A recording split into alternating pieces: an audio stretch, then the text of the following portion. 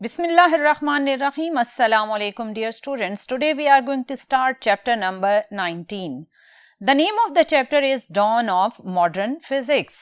Dear student, इससे पहले आपने जितने भी चैप्टर्स पढ़े उनमें आपने current, potential, resistance, magnetic field और इलेक्ट्रिक फील्ड और इन्हीं से रिलेटेड डिफरेंट पैरामीटर्स को स्टडी किया। लेकिन आज इस चैप्टर में हम फिजिक्स को या साइंस को एक बहुत ही डिफरेंट एंगल से ऑब्जर्व करेंगे। Modern physics basically 20th century से बिलोंग करती है। तो चलिए स्टार्ट करते हैं और देखते हैं कि मॉडर्न फिजिक्स में आप किन किन पैरामीटर्स को एक्सप्लोर करेंगे। Let's start. डियर स्टूडेंट, इससे पहले कि हम मॉडर्न फिजिक्स की डिटेल और इसके बेसिक कॉन्सेप्ट्स को स्टडी करें, ये जान लेना बहुत ज़रूरी है कि आखिर वो क्या रीजंस थी जिनकी वजह से हमें मॉडर्न फिजिक्स की दुनिया में आना पड़ा। इससे पहले 19th सेंचुरी में क्लासिकल थ्योरी और उसके बेसिक कॉन्सेप्ट्स को यूज़ करके हम बहुत ही अच्छे तरीके से रूटीन लाइफ में होने वाली मूवमेंट और उनसे रिलेटेड क्वांटिटेटिव मेजरमेंट्स को कर रहे थे। लेकिन जब बारी आई सब एटॉमिक पार्टिकल्स की, तो बहुत ही डिफरेंट और कॉम्प्लिकेटेड ऑब्जर्वेशंस होना स्टार्ट हो गई और इन ऑब्जर्वेशंस को क्लासिकल थ्योरी एक्सप्लेन करने में नाकाम होती गई। और फिर जब इलेक्ट्रोमैग्नेटिक वेव और इससे होने वाले बहुत सारे experiments, for example photoelectric effect, black body radiations, Compton effect, pair production और बहुत सारे ऐसे एक्सपेरिमेंट्स हुए 20th सेंचुरी या 19th सेंचुरी के एंड पर, जिनको क्लासिकल थ्योरी एक्सप्लेन नहीं कर पा रही थी। तो यहाँ ये सोचा गया कि आखिर कुछ तो ऐसा है जो क्लासिकल थ्योरी में मिसिंग है। सो क्लासिकल थ्योरी में मिसिंग कॉन्सेप्ट्स को फिल करने के लिए मॉडर्न फिजिक्स आई और मॉडर्न फिजिक्स के बेसिक कॉन्सेप्ट्स ने क्लासिकल थ्योरी में मिसिंग फैक्टर्स को बहुत ही जबरदस्त तरीके से रिप्लेस किया। मॉडर्न फिजिक्स के जो दो बहुत ही इंपॉर्टेंट कॉन्सेप्ट्स आए वो थे relativistic theory and quantum theory. इन दोनों थ्योरीज ने 20th सेंचुरी में एक बहुत बड़ी रेवोल्यूशन लाई और इसकी डिटेल क्या है वो हम इस चैप्टर में स्टडी करेंगे। सो डियर स्टूडेंट, हमें ये पता चला कि नॉलेज ऑफ फिजिक्स बेसिकली दो एरियाज में डिस्ट्रीब्यूटेड थी। एक एरिया था जिसे आप क्लासिकल फिजिक्स के अकॉर्डिंग बहुत ही जबरदस्त तरीके से समझ पाते थे और ये एरिया था हमारी रूटीन लाइफ या बिगर ऑब्जेक्ट से रिलेटेड। लेकिन जब हम सब एटॉमिक वर्ल्ड में गए या बहुत ही छोटे atomic particle, electron, proton, atom, molecule, इस वर्ल्ड में गए, तो वहां पर होने वाली मूवमेंट या मोशन को एक्सप्लेन करने के लिए हमें मॉडर्न फिजिक्स की हेल्प लेना पड़ी। यहाँ पर हमने इलेक्ट्रोमैग्नेटिक वेव, फोटॉन और डिफरेंट और बहुत सारे सब एटॉमिक पार्टिकल के बिहेवियर को एक्सप्लेन किया और डिफरेंट एंगल से समझा। और इसके जो दो बेसिक एरियाज हैं वो हैं relativistic theory and quantum theory. इनकी डिटेल आप इस चैप्टर में आने वाले डिफरेंट टॉपिक्स में पढ़ेंगे, लेकिन आज हम रिलेटिविस्टिक थ्योरी को डिटेल में देखेंगे। इसको स्टार्ट करने से पहले हम देखते हैं कि relative motion, frame of reference and special theory of relativity ये क्या चीजें हैं। ये वो तीन पैरामीटर्स हैं जिन्हें आप आज डिटेल में सुनेंगे और समझेंगे। इन तीन में से जो फर्स्ट वन है दैट इज रिलेटिव मोशन, पहले हम इसको समझते हैं। अगर आपसे पूछा जाए कि इस वक्त आप ये लेक्चर सुन रहे हैं तो आपकी स्टेट इस वक्त क्या है, तो ऑब्वियसली आप कहेंगे कि इस वक्त मैं बैठा हुआ हूं। और अगर मुझसे भी पूछा जाए कि इस वक्त मेरी स्टेट क्या है, तो ऑब्वियसली मैं कहूंगी कि मैं इस वक्त रेस्ट की स्टेट में हूं। ये बात हमारे फ्रेम या जिस जगह पर आप बैठे हैं या मैं खड़ी हूं, हमारे रेफरेंस से तो ये बात बिल्कुल ठीक है। लेकिन डियर स्टूडेंट, आप जानते हैं कि वो अर्थ जिस पर इस वक्त आप बैठे हैं, वो अर्थ हर वक्त इस स्पेस के अंदर मूव कर रही है। आप जानते हैं कि इस अर्थ के पास दो तरह की मोशंस हैं। अर्थ अपने एक्सिस के अराउंड भी स्पिन कर रही है और अर्थ सन के अराउंड भी एक ऑर्बिट में रिवॉल्व कर रही है। अगर कोई और दूसरा शख्स आपको स्पेस में से देखेगा तो क्या वो यही स्टेटमेंट देगा जो आपने अपनी स्टेट को डिस्क्राइब करने के लिए दी? ऑब्वियसली वो शख्स जो स्पेस में खड़ा है और आपको देख रहा है तो वो अर्थ की रोटेशन के साथ साथ आपको भी रोटेशन में पाएगा। वो ये कहेगा कि आप क्योंकि इस वक्त अर्थ का हिस्सा हैं और अर्थ मूव कर रही है, सो आपकी स्टेट रेस्ट वाली नहीं है, आप मूव कर रहे हैं। तो क्या आप कहेंगे कि वो गलत है और आप ठीक हैं? नहीं डियर स्टूडेंट, आप दोनों ही करेक्ट हैं। अगर आप बात कर रहे हैं कि मैं रेस्ट पर हूं तो आप ठीक कह रहे हैं क्योंकि आपका फ्रेम है अर्थ। और अगर दूसरा ऑब्जर्वर जो स्पेस में से आपको ऑब्जर्व कर रहा है उसकी बात को देखा जाए तो वो अपने फ्रेम ऑफ रेफरेंस के अकॉर्डिंग बिल्कुल ठीक कह रहा है, क्योंकि जिस फ्रेम में खड़े होकर वो इस इवेंट को देख रहा है उसके फ्रेम के अकॉर्डिंग आप मूव ही कर रहे हैं। सो डियर स्टूडेंट, एक्चुअली इन सारी रोटेशनल मोशन को जो हमारे सराउंडिंग में हो रहे हैं, अगर आप देखें तो सन के साथ साथ पूरा सोलर सिस्टम एक गैलेक्टिक सेंटर के अराउंड घूम रहा है और इसकी स्पीड है 20 किलोमीटर पर सेकेंड। और अगर आप गैलेक्सीज को देखें तो वो भी घूम रही हैं, वो भी मूव कर रही हैं। मिल्की वे गैलेक्सी इस स्पेस के थ्रू मूव कर रही है 230 किलोमीटर पर सेकेंड के साथ।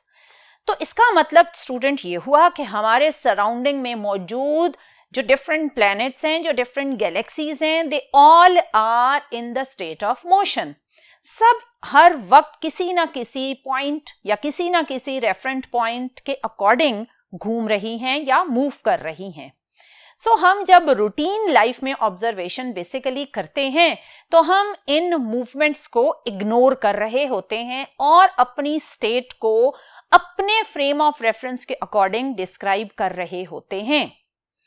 लेट्स सपोज हम एक और थॉट एक्सपेरिमेंट करते हैं और देखते हैं कि हमारी observation about rest and motion क्या है। सपोज करें कि इस वक्त आप एक ट्रेन केबिन में बैठे हुए हैं और ट्रेन एक कांस्टेंट वेलोसिटी के साथ स्मूथ रोड पर चलती जा रही है और ट्रेन में जहां आप बैठे हैं वहां सारे विंडोज और डोर्स क्लोज्ड हैं। आपको बिल्कुल ऐसे लगेगा जैसे आप रूम में बैठे हैं जो कि रेस्ट पर है। लेकिन जैसे ही आपने विंडो को खोला तो आप एक बहुत ही स्ट्रेंज ओपिनियन देंगे।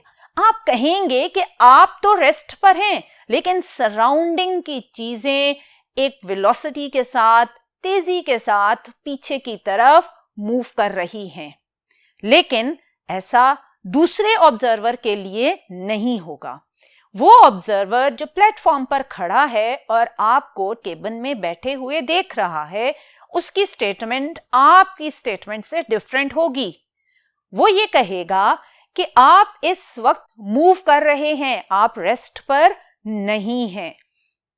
और वो खुद जो प्लेटफॉर्म पर ऑब्जर्वर खड़ा है वो अपनी स्टेट को रेस्ट वाली स्टेट के अकॉर्डिंग डिस्क्राइब करेगा।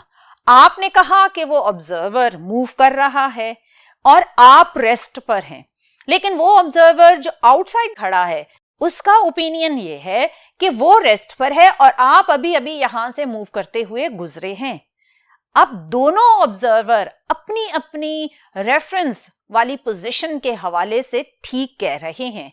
आप अपनी ट्रेन को एज अ रेफरेंस यूज करते हैं तो आप अपने रेफरेंस फ्रेम में बिल्कुल एक्यूरेट बात कर रहे हैं, लेकिन वो ऑब्जर्वर जो बाहर खड़ा है वो अपने फ्रेम यानी अर्थ को एज अ फ्रेम ले रहा है और वो अपने फ्रेम के अकॉर्डिंग ठीक बात कर रहा है।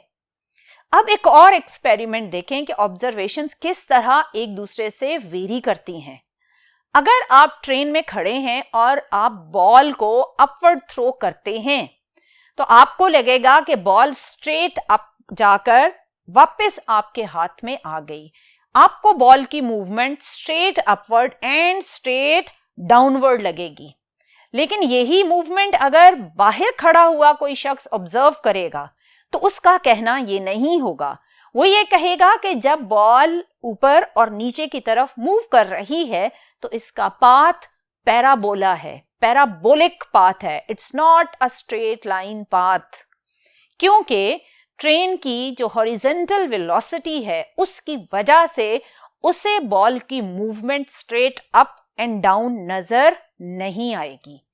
सो डियर स्टूडेंट, दोनों जो ऑब्जर्वर हैं वो अपने फ्रेम ऑफ रेफरेंस के अकॉर्डिंग बिल्कुल ठीक बात कर रहे हैं। सो हमने यहां तक ये देखा कि जो डिफरेंट हमारी रूटीन लाइफ में ऑब्जर्वेशंस हैं about the rest and about the motion, वो एब्सोल्यूट नहीं होते। यानी एब्सोल्यूट का मतलब है कि कंफर्म्ड बात नहीं होती। अगर आप ये कहें कि मैं रेस्ट पर हूं और ये मेरी एक कंफर्म्ड बात है, दुनिया में किसी भी कॉर्नर से कोई भी मुझे ऑब्जर्व करेगा तो वो यही कहेगा कि मैं रेस्ट पर हूं, तो ये गलत बात होगी, क्योंकि आपकी स्टेट ऑफ रेस्ट एक एब्सोल्यूट स्टेट ऑफ रेस्ट नहीं है, ये रिलेटिव स्टेट ऑफ रेस्ट है। क्योंकि किसी और रेफरेंस पॉइंट से अगर आपको ऑब्जर्व किया जाए तो आप शायद रेस्ट पर ना हो, आप मूव करते हुए नजर आए। सो आपका यह कहना कि मैं एब्सोल्यूट रेस्ट पर हूं रॉन्ग स्टेटमेंट हो जाएगी, क्योंकि रेस्ट या मोशन दोनों एब्सोल्यूट नहीं हो सकते, दोनों रिलेटिव फिनोमेनाज हैं, रिलेटिव ऑब्जर्वेशंस हैं। सो इसका मतलब ये हुआ कि हमारी लाइफ में जो भी ऑब्जर्वेशन है वो रिलेटिव मोशन से लिंक्ड है। कोई भी चीज ना तो एब्सोल्यूट रेस्ट पर होती है और ना ही कोई चीज एब्सोल्यूट मोशन में होती है। सो डियर स्टूडेंट, हमने ये देखा कि रेस्ट एंड मोशन को अगर आप ये कहें कि absolute rest and motion are possible, तो ये रॉन्ग होगा। Absolute rest and motion are not possible on Earth because Earth is in motion. और अभी आपको मैंने दिखाया कि जैसे ही आपको अर्थ से बाहर स्पेस में से कोई ऑब्जर्व करेगा तो अर्थ की रोटेशन के साथ साथ आप भी उसको मूव होते हुए नजर आएंगे।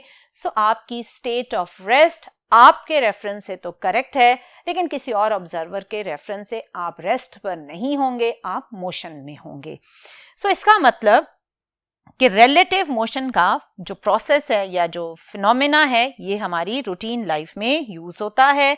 रिलेटिव मोशन क्या डिस्क्राइब करता है? The continuous change of position of a body with respect to a second body और reference frame is called a relative motion, which means कि अगर आपकी स्टेट किसी और रेफरेंस पॉइंट या किसी और ऑब्जर्वेशन वाले पॉइंट के थ्रू देखी जाए तो आपकी स्टेट चेंज होगी, आपकी मोशन या जो रेस्ट की स्टेटमेंट है किसी और एंगल से ऑब्जर्व करने पर चेंज हो जाएगी। ये जो ऑब्जर्वेशंस हैं ये कहलाते हैं रिलेटिव ऑब्जर्वेशंस। इसका मतलब डियर स्टूडेंट कि आपका जो फ्रेम है वो फ्रेम है आपका अर्थ, जिसका मतलब यह है कि आप अर्थ को मोस्टली होने वाले ऑब्जर्वेशंस में as a reference frame use करते हैं।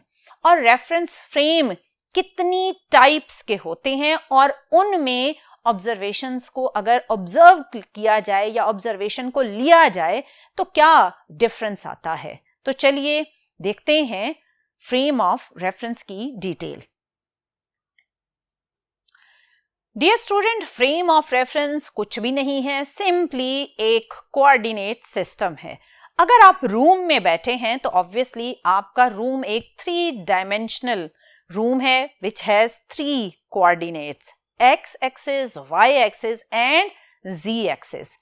इसका मतलब कि आप किसी भी फ्रेम को अगर डिस्क्राइब करेंगे तो आप कहेंगे कि frame of reference is a coordinate system, और वो कोऑर्डिनेट सिस्टम आपका रूम भी हो सकता है, आपकी कार भी हो सकती है और कोई और प्लेटफॉर्म भी हो सकता है।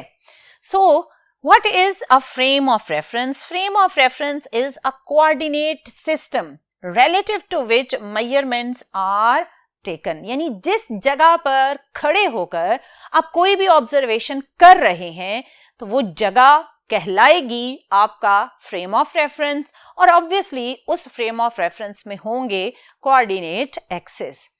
लेकिन यहां पर मैंने लिखा है कि it has 4 coordinates x, y, z and time. Time का फैक्टर मैंने बीच में इंक्लूड क्यों किया कि जब भी आप फ्रेम ऑफ रेफरेंस में कोई ऑब्जर्वेशन करेंगे तो टाइम का एक बहुत ही इंपॉर्टेंट रोल होगा।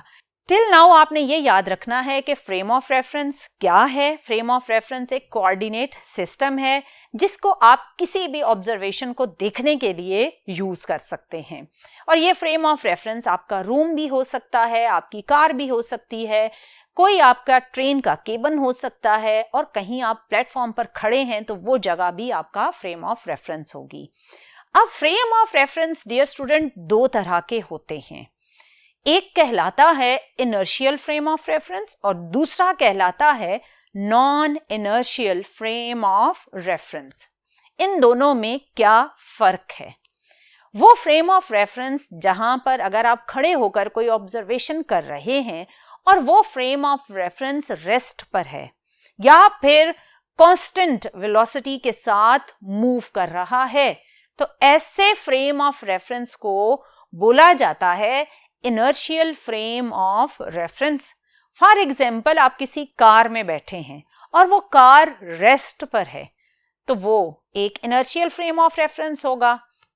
या अगर वो कार मूव कर रही है और उसकी वेलोसिटी है कांस्टेंट, तो अगेन वो कार जो कि मूव कर रही है विद कांस्टेंट वेलोसिटी वो भी कहलाएगी इनर्शियल फ्रेम ऑफ रेफरेंस। इन दोनों सिचुएशंस में चाहे रेस्ट हो चाहे कांस्टेंट वेलोसिटी के साथ मूव किया जाए, दोनों सिचुएशंस में आपके सिस्टम, आपके फ्रेम ऑफ रेफरेंस का जो एक्सेलरेशन है वो क्या होगा? 0 होगा। सो वो फ्रेम ऑफ रेफरेंस जो रेस्ट पर या कांस्टेंट वेलोसिटी पर हो उसको आप इनर्शियल फ्रेम ऑफ रेफरेंस कहेंगे और इसको आप non accelerated frame of reference भी कह सकते हैं। Non accelerated frame of reference क्यों? क्योंकि इसमें एक्सेलरेशन ही नहीं है, so acceleration 0, that's why it is named as non accelerated frame of reference.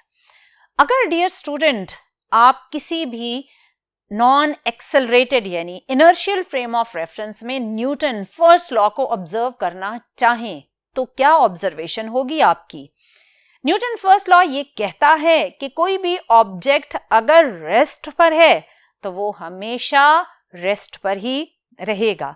Suppose करें आपने एक बुक किसी कार के छत पर रख दी, अगर कार रेस्ट पर है तो वो हमेशा वहीं पड़ी रहेगी, और जब कार मूव करना स्टार्ट कर दे विद नॉन यूनिफॉर्म वेलोसिटी, यानी कभी वो तेज हो रही है, कभी स्लो हो रही है, कभी एक्सेलरेट हो रही है, कभी डी एक्सेलरेट हो रही है, इन सिचुएशंस में वो बुक कार के छत पर नहीं रहेगी, वो गिर जाएगी। अब वो बुक क्यों गिर गई? आपने तो उस पर कोई फोर्स नहीं लगाई। होता यह है कि जब आप किसी एक्सेलरेटेड फ्रेम ऑफ रेफरेंस में होते हैं तो वो फ्रेम ऑफ रेफरेंस अपना एक्सेलरेशन आपको देना स्टार्ट कर देता है और आपकी स्टेट को चेंज कर देता है। तो यहां पर भी यही हुआ, बुक रेस्ट वाली स्टेट में थी, लेकिन कार जैसे ही एक्सेलरेट हुई तो कार ने अपना एक्सेलरेशन बुक को देना स्टार्ट कर दिया और बुक मूव होना स्टार्ट हो गई। लेकिन यही सिचुएशन अगर ऐसे होती कि कार कांस्टेंट वेलोसिटी के साथ चल रही होती तो बुक जिस जगह पर थी वो वहीं पर ही रहती, वो बिल्कुल ना गिरती। इसका मतलब कि अगर कोई ऑब्जेक्ट किसी इनर्शियल फ्रेम ऑफ रेफरेंस में है तो वहां न्यूटन फर्स्ट लॉ वैलिड होगा। लेकिन अगर हमारा फ्रेम ऑफ रेफरेंस इनर्शियल नहीं है, दूसरा फ्रेम है, तो दूसरे का क्या नाम होगा? दूसरे फ्रेम ऑफ रेफरेंस का नाम है non inertial frame of reference. ये कौन सा फ्रेम होगा? ये वही फ्रेम है जो अभी मैंने डिस्कस किया कि अगर कार एक नॉन यूनिफॉर्म या वेरिएबल वेलोसिटी के साथ चल रही है तो ऑब्वियसली उस कार में एक्सेलरेशन आ गया। ये होगी एक्सेलरेटेड फ्रेम ऑफ रेफरेंस जिसका नाम होगा non inertial frame of reference. और इस फ्रेम ऑफ रेफरेंस के अंदर अगर आप न्यूटन फर्स्ट लॉ को ऑब्जर्व करना चाहें तो वो ऑब्जर्व नहीं हो पाएगा, उसमें change of state of the object आना स्टार्ट हो जाएगा। सो इसका मतलब हमारे पास जो दो फ्रेम ऑफ रेफरेंस हैं उनको आप वेलोसिटी के बिहेवियर और एक्सेलरेशन के बिहेवियर पर डिफरेंशिएट कर सकते हैं। इसमें से जो पहला है that is inertial frame of reference. तो अभी आपको मैंने बताया अ फ्रेम एट रेस्ट और मूविंग विद कांस्टेंट वेलोसिटी। अगर वेलोसिटी कांस्टेंट है या वो रेस्ट पर है तो इन दोनों सिचुएशंस में एक्सेलरेशन क्या हो जाएगा, जीरो। तो इसका मतलब है एक्सेलरेशन नहीं है, तो ये कहलाएगा non accelerated frame of reference. इसकी एग्जाम्पल्स मैंने दो लिखी हैं, वैसे तो आप मल्टीपल एग्जाम्पल्स लिख सकते हैं। इसमें जो फर्स्ट एग्जाम्पल है that is Earth is considered as inertial frame. लेकिन आप कहेंगे कि अर्थ तो मूव कर रही है around its axis and around the sun, लेकिन इन मूवमेंट की वजह से अर्थ में बहुत ही माइनर सा एक्सेलरेशन आता है।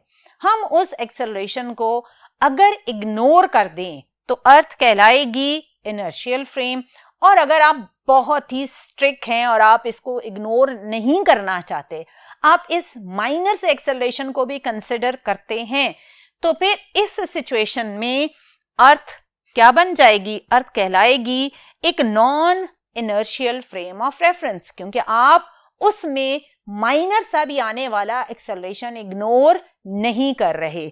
सो अगर आप स्ट्रिक्टली स्पीकिंग बात करें तो earth is not an inertial frame because of its very small acceleration.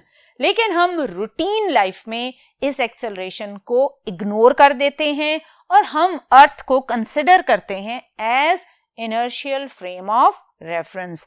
और दूसरी एग्जांपल आपकी रूटीन लाइफ में मूव होने वाली कार है। अगर कार एक कांस्टेंट वेलोसिटी के साथ मूव कर रही है या कार फिर रेस्ट पर है, तो दोनों सिचुएशंस में आपकी कार बनेगी एक इनर्शियल फ्रेम ऑफ रेफरेंस।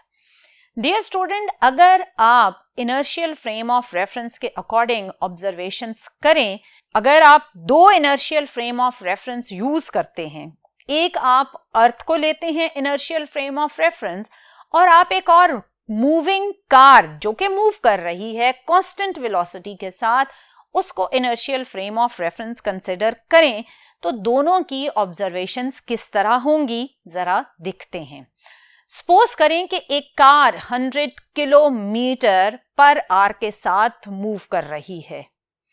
इस कार में बैठे हुए शख्स को अगर कोई बाहर से ऑब्जर्व करता है तो वो क्या कहेगा, वो कहेगा कि ये कार और वो पर्सन जो इसमें बैठा है वो दोनों 100 किलोमीटर पर आवर की स्पीड के साथ मूव कर रहे हैं, वो रेस्ट पर नहीं है।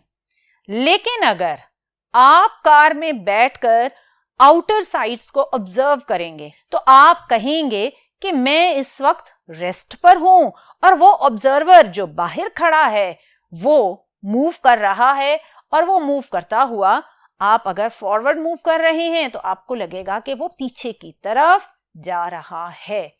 इसका मतलब कि दोनों इनर्शियल फ्रेम ऑफ रेफरेंस में जब ऑब्जर्वेशन की गई तो इनर्शियल फ्रेम ऑफ रेफरेंस के अंदर मौजूद ऑब्जर्वर को अपनी स्टेट हमेशा रेस्ट पर लगती है और उसको सराउंडिंग में मौजूद चीजें मूव करती हुई नजर आती हैं।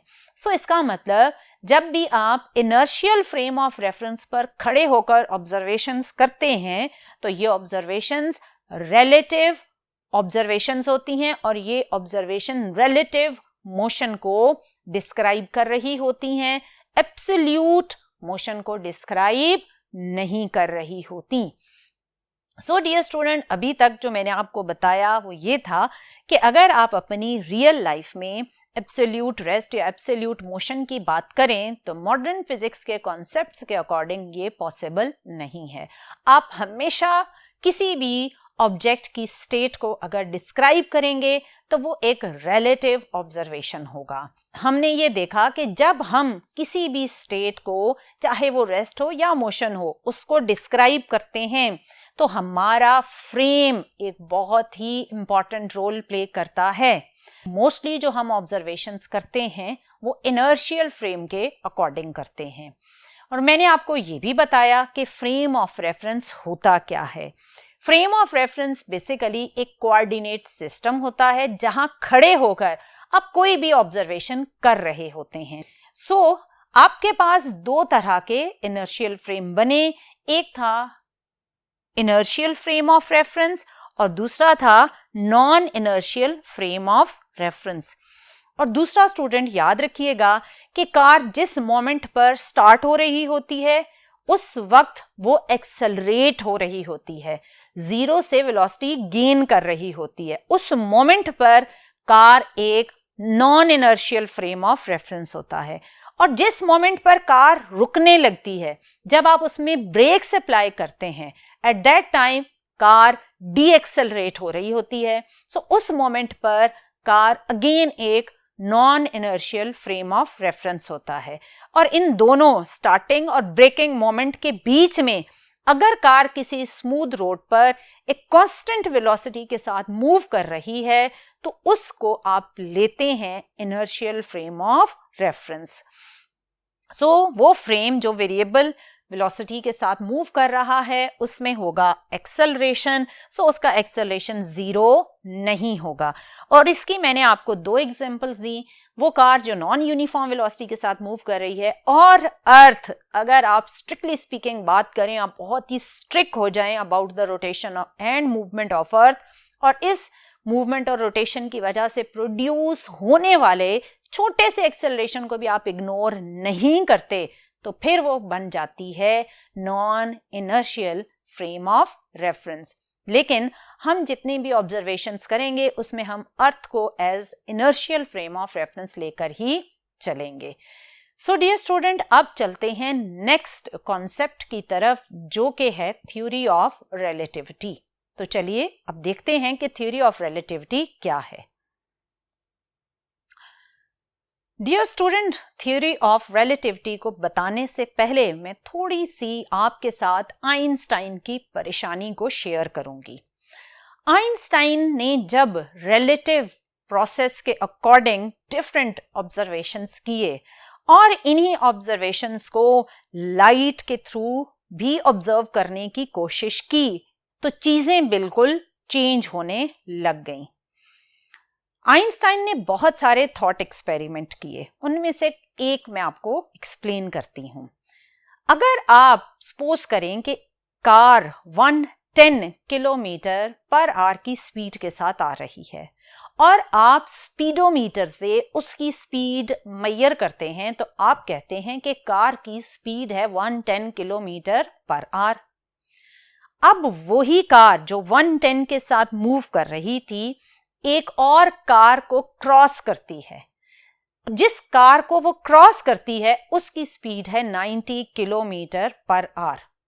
अब 90 किलोमीटर पर आवर कार के अंदर बैठा हुआ ऑब्जर्वर जब आपकी कार को क्रॉस होते हुए देखेगा, आप जा रहे थे 110 किलोमीटर पर आवर के साथ, लेकिन दूसरी कार में बैठे हुए ऑब्जर्वर को आपकी स्पीड 110 नहीं लगेगी, उसे लगेगा कि आपने उसकी कार को क्रॉस किया विद 20 किलोमीटर पर आवर। एक ह्यूज ऑब्जर्वेशन डिफरेंस आया। आपने रोड साइड पर खड़े होकर कार की स्पीड मेजर की और आपने कहा कि स्पीड है 110 किलोमीटर। वही सेम कार जब 90 किलोमीटर पर आवर वाली कार को क्रॉस करती है तो उस कार का ऑब्जर्वर आपकी स्पीड 110 की बजाय डियर स्टूडेंट क्या बता रहा है? वो बता रहा है कि आप 20 किलोमीटर पर आवर के साथ चल रहे हैं। ये एक बहुत बड़ा ऑब्जर्वेशन डिफरेंस था। लेकिन ये सारे जो ऑब्जर्वेशंस हैं ऑब्वियसली ये रिलेटिव ऑब्जर्वेशंस हैं। अब एक और आप एग्जाम्पल कंसिडर करें।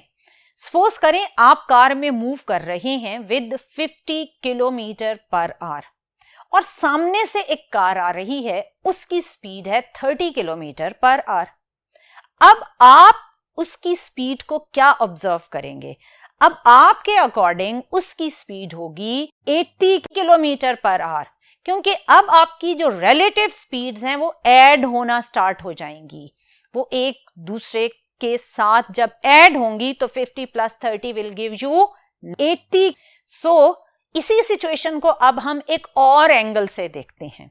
लेट्स सपोज एक कार 30 किलोमीटर के साथ मूव कर रही थी। आपने 50 किलोमीटर के साथ मूव करते हुए उसको हिट किया, तो क्या उसको जब आप हिट करेंगे तो उसे लगेगा कि 80 किलोमीटर पर आवर के साथ किसी ने हिट किया है? नहीं, उसको जो इम्पैक्ट ऑफ कोलिजन मिलेगा वो मिलेगा 20 किलोमीटर पर आवर का। ये सारे रिलेटिव ऑब्जर्वेशंस हैं और हर दफा डिफरेंट ओपिनियन आएगा। जब चीजें वेलोसिटीज के साथ ऑपोजिट डायरेक्शन में अप्रोच करती हैं तो रिलेटिव स्पीड ऐड हो जाती है, और जब चीजें सेम डायरेक्शन में मूव हो रही हों तो उनकी रिलेटिव स्पीड सब्ट्रैक्ट होकर इम्पैक्ट देती है। सो ये तो थे रूटीन लाइफ में स्पीड से रिलेटेड रिलेटिव ऑब्जर्वेशंस। अब आइंस्टाइन को जो बात परेशान कर रही थी वो ये थी कि यही प्रोसीजर फॉलो करते हुए अगर हम लाइट को ऑब्जर्व करें तो ऐसा नहीं होता। उसका जो थॉट एक्सपेरिमेंट था वो कुछ इस तरह से था। लेट्स सपोज आपके पास एक सोर्स ऑफ लाइट है, आप उसे ऑन करें और स्पीडोमीटर से आने वाली लाइट की स्पीड मेजर करें। जब आपने स्पीड मेजर की तो स्पीड आई 3 × 10⁸ मीटर पर सेकेंड, जो कि एक बहुत ही फेमस और वेल नोन वैल्यू है फॉर स्पीड ऑफ लाइट। अब हम चेंज करते हैं और देखते हैं कि क्या रिलेटिव बिहेवियर्स हमें नजर आएंगे। हम चेंज कुछ इस तरह से चलें कर लेते हैं कि आप स्पीडोमीटर लेकर उस सोर्स ऑफ लाइट की तरफ रन करना स्टार्ट कर दें। आप ऑब्वियसली एक्सपेक्ट करेंगे कि you are moving towards the source of light, you will expect a change in speed, लेकिन कोई भी चेंज नहीं आएगा। आपका स्पीडोमीटर अगेन वही वैल्यू 3 × 10⁸ मीटर पर सेकेंड ही इंडिकेट करेगा। अब आपने सोचा चले मैं सोर्स ऑफ लाइट से दूर जाता हूं और देखता हूं कि क्या चेंज आएगा। अब आपने मूव करना स्टार्ट कर दिया away from the source of light, लेकिन अगेन क्या हुआ डियर स्टूडेंट? कोई भी चेंज नहीं आया। अगेन स्पीड ऑफ लाइट है 3 × 10⁸ मीटर पर सेकेंड। आपने कहा शायद मैं आहिस्ता चल रहा था। आपने ट्रेन के ऊपर खड़े होकर एक तेज चलती हुई ट्रेन से सोर्स ऑफ लाइट को अप्रोच किया, लेकिन अगेन वही आपके पास वैल्यू आई, there was no change in the speed of light. ये बात थी जो आइंस्टाइन को परेशान कर रही थी कि हम रूटीन लाइफ में चीजों को जब ऑब्जर्व करते हैं तो रिलेटिव इफेक्ट्स हमें नजर आते हैं, लेकिन स्पीड ऑफ लाइट में आखिर ऐसा क्या है, या हमारी ऑब्जर्वेशन में ऐसा क्या मिसिंग है कि स्पीड ऑफ लाइट की वैल्यू में हमें कोई भी रिलेटिविस्टिक इफेक्ट नजर नहीं आता। वो हर सिचुएशन में स्पीड की एक ही वैल्यू इंडिकेट करती है। एक और भी थॉट एक्सपेरिमेंट हुआ, और वो थॉट एक्सपेरिमेंट आइंस्टाइन ने कुछ इस तरह से किया। सपोज करें कि आप ट्रेन की छत पर खड़े हैं और ट्रेन चल रही है 50 किलोमीटर पर आवर की स्पीड के साथ। अगर ऑब्जर्वर आपकी स्पीड मेजर करे तो वो कहेगा कि आप मूव कर रहे हैं 50 किलोमीटर पर आवर के साथ। अब आपने सिचुएशन को चेंज किया। आपने कहा कि मैं ट्रेन की छत पर भागना शुरू कर देता हूं with 20 kilometre per hour. Train चल रही है 50 किलोमीटर पर आवर और आप रनिंग कर रहे हैं 20 किलोमीटर पर आवर के साथ। इस सिचुएशन में ऑब्जर्वर की ऑब्जर्वेशन होगी कि सिस्टम में 70 किलोमीटर पर आवर की स्पीड है, यानी आप 70 किलोमीटर पर आवर के साथ मूव कर रही हैं, क्योंकि आपकी स्पीड में ट्रेन की स्पीड भी तो ऐड हो रही है। सो इसी सिचुएशन को स्पीड ऑफ लाइट के अकॉर्डिंग थोड़ा सा चेंज करते हैं। सपोज कर लेते हैं कि ये ट्रेन 50 की बजाय स्पीड ऑफ लाइट के साथ मूव होना स्टार्ट हो गई। तो अब ऑब्जर्वर क्या ऑब्जर्व करेगा? आप रन कर रहे हैं 20 किलोमीटर पर आवर के साथ और ट्रेन चल रही है स्पीड ऑफ लाइट के साथ। अब आइंस्टाइन ने देखा तो आंसर कुछ ऐसा आया, speed of light plus 20 kilometre per hour. तो ये सिचुएशन आपके एक कांस्टेंट फिजिकल बैरियर को ब्रेक कर रही है, क्योंकि इस सिचुएशन में स्पीड ऑफ लाइट में जब 20 ऐड हुआ तो obviously this value will become greater than the speed of light. क्या ये पॉसिबल है? नहीं। नेचर का एक रूल है कि आप स्पीड ऑफ लाइट से एक्सीड नहीं कर सकते। ये एक फिजिकल बैरियर था जिसे आप क्रॉस नहीं कर सकते। तो फिर ये क्या हो रहा था? क्यों ऐसा हो रहा था कि स्पीड ऑफ लाइट से ज्यादा वैल्यू आ रही थी? यही बातें थी जो आइंस्टाइन को, जब वो सराउंडिंग में स्पीड ऑफ लाइट पर रिलेटिविस्टिक इफेक्ट्स इंप्लीमेंट करते थे तो आंसर रूटीन लाइफ के रिलेटिविस्टिक इफेक्ट से डिफरेंट आते थे। इस बात ने आइंस्टाइन को बहुत परेशान किया और इस पर बहुत ज्यादा थॉट एक्सपेरिमेंट्स करने के बाद आइंस्टाइन ने ही इसका सॉल्यूशन दिया। आइंस्टाइन का कहना था कि क्लासिकल थ्योरी में कुछ तो ऐसा मिसिंग है जिसे हम अप्रोच नहीं कर पा रहे और यहाँ होने वाले एरर को हम आइडेंटिफाई नहीं कर पा रहे। लेकिन आइंस्टाइन ने जब इसका सॉल्यूशन दिया तो एक बहुत ही अमेजिंग बात सामने आई। आइंस्टाइन ने ये कहा कि स्पीड ऑफ लाइट एक कांस्टेंट है और ये कांस्टेंट इसलिए है कि स्पेस और टाइम खुद को इस तरह वेरी कर रहे हैं कि वो स्पीड ऑफ लाइट को चेंज ही नहीं होने देते। अगर कोई भी frame of reference speed of light को अप्रोच करती हुई स्पीड के साथ मूव करना शुरू कर देता है तो उस फ्रेम ऑफ रेफरेंस के अंदर दो तरह की चेंजेस आना स्टार्ट हो जाती हैं।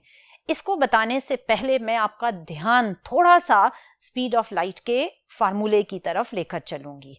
आप जानते हैं कि स्पीड ऑफ लाइट की इक्वेशन है c is equal to d over t, क्योंकि वेलोसिटी होती है डिस्प्लेसमेंट ओवर टाइम। अब आइंस्टाइन का यह कहना था कि इस इक्वेशन में ये d और t जिसको उन्होंने लिंक किया स्पेस और टाइम के साथ, उन्होंने कहा कि ये दो वेरिएबल खुद को इस तरह वेरी करते हैं कि c हमेशा कांस्टेंट रहेगा। मेरा मतलब ये है कि अगर d कम हो रहा है तो टाइम भी उसी रेशो से कम होगा, अगर d बढ़ रहा है तो टाइम भी उसी रेशो से बढ़ेगा। और ये factor in case of the frame of reference which are moving with speed of light, ये फैक्टर d over t हमेशा कांस्टेंट रहेगा। यहां से डियर स्टूडेंट आइंस्टाइन ने कॉन्सेप्ट दिया स्पेशल थ्योरी ऑफ रिलेटिविटी का और इस स्पेशल थ्योरी ऑफ रिलेटिविटी के अंदर उन्होंने फिर फर्दर कॉन्सेप्ट्स दिए टाइम डायलेशन के, मैस वेरिएशन के और लेंथ कॉन्ट्रैक्शन के, जिन्हें हम नेक्स्ट लेक्चर में बहुत ही डिटेल में समझेंगे। सो डियर स्टूडेंट, अगर अब तक की बताई हुई बातों को हम समराइज करें तो हमने ये देखा कि थ्योरी ऑफ रिलेटिविटी में आप डिस्क्राइब करते हैं physical phenomenas for the observer in relative motion. इस थ्योरी ऑफ रिलेटिविटी के दो पार्ट्स हैं, एक है जर्नल थ्योरी ऑफ रिलेटिविटी और एक है स्पेशल थ्योरी ऑफ रिलेटिविटी। अभी तक जो मैंने आपको सारी डिटेल बताई वो है स्पेशल थ्योरी ऑफ रिलेटिविटी से रिलेटेड, क्योंकि आपकी बुक में हमने ज्यादा जो फॉलो करना है वो स्पेशल थ्योरी ऑफ रिलेटिविटी को ही करना है। लेकिन मैं आपको थोड़ा सा बताती चलूं कि जर्नल थ्योरी ऑफ रिलेटिविटी क्या है। Journal theory of relativity geometrical theory of gravitational forces थी। जो न्यूटन लॉ ऑफ ग्रेविटेशन था उसको ज्योमेट्रिकल कॉन्सेप्ट्स के अकॉर्डिंग एक्सप्लेन किया गया। और जर्नल थ्योरी ऑफ रिलेटिविटी में curvature of space and time in presence of matter and radiations explain किया गया। इसका थोड़ा सा ब्रीफ सा कॉन्सेप्ट आपने फर्स्ट ईयर के चैप्टर नंबर 5 के लास्ट टॉपिक में पढ़ा था, जहां आपने Einstein and Newton view of gravitation पढ़ा। ये जर्नल थ्योरी ऑफ रिलेटिविटी उन फ्रेम ऑफ रेफरेंस से रिलेटेड है, एक्सेलरेटेड है, यानी non inertial frame of reference से अगर आपने कोई ऑब्जर्वेशंस करने हैं related to space and time, तो फिर आप डिस्कस करते हैं जर्नल थ्योरी ऑफ रिलेटिविटी। ये भी आइंस्टाइन ने ही डिस्क्राइब की थी इन 1915 में। स्पेशल थ्योरी ऑफ रिलेटिविटी को भी ऑब्वियसली आइंस्टाइन ने ही बनाया, और ये रिलेटेड है इनर्शियल फ्रेम ऑफ रेफरेंस यानी non accelerated frame of reference. और इसकी दो मेन पोस्टुलेट्स हैं। फर्स्ट पोस्टुलेट ये है, अभी आपने देखा कि अगर इनर्शियल फ्रेम ऑफ रेफरेंस हो तो उनमें क्योंकि एक्सेलरेशन नहीं होता, सो न्यूटन लॉ आपका वैलिड था वहां पर। सो न्यूटन लॉज, जिन्हें आप लॉज ऑफ फिजिक्स भी कहते हैं, are same in all inertial frame of reference. यानी कोई भी फ्रेम ऑफ रेफरेंस अगर वो इनर्शियल फ्रेम ऑफ रेफरेंस है, फॉर एग्जाम्पल आपने रूम में चेयर पर एक बुक रखी हुई है और आपने कार के अंदर सीट पर एक बुक रखी हुई है, दोनों आपके रेस्ट पर हैं, रूम भी रेस्ट पर है, कार भी रेस्ट पर है, तो वो बुक फॉरएवर रेस्ट पर ही रहेगी। So laws of physics are the same in all inertial frame of reference. Second postulate बहुत ही इंपॉर्टेंट है, that is speed of light in free space has the same value in all inertial frame of reference in all directions।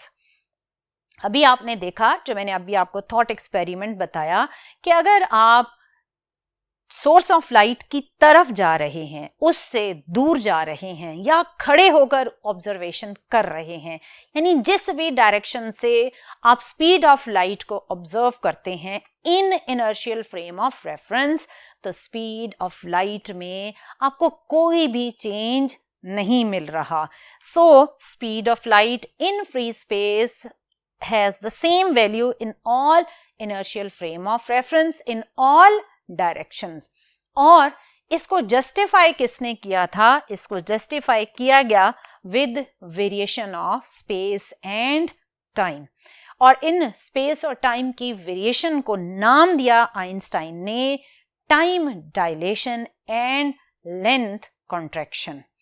और time dilation और length contraction again एक बहुत ही interesting aspect है special theory of relativity का, लेकिन आज हम उसको डिस्कस नहीं करेंगे। इंशाल्लाह नेक्स्ट लेक्चर में हम टाइम डायलेशन और लेंथ कॉन्ट्रैक्शन को डिटेल में देखेंगे कि कैसे डिफरेंट थॉट एक्सपेरिमेंट्स के थ्रू हम टाइम डायलेशन और लेंथ कॉन्ट्रैक्शन को ऑब्जर्व कर सकते हैं। टिल देन, अल्लाह हाफिज।